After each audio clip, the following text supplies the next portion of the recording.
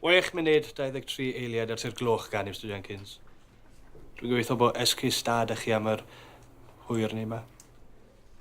Anghofis i gasglu'r ffurflenni yma o'r dderbynfa. A wy'n gwybod bod y fenter hon yn agos iawn i'ch calon chi.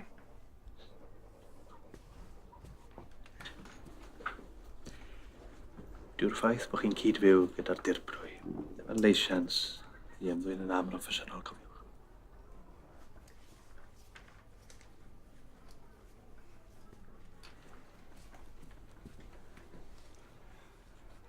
Y masgot y bro taf.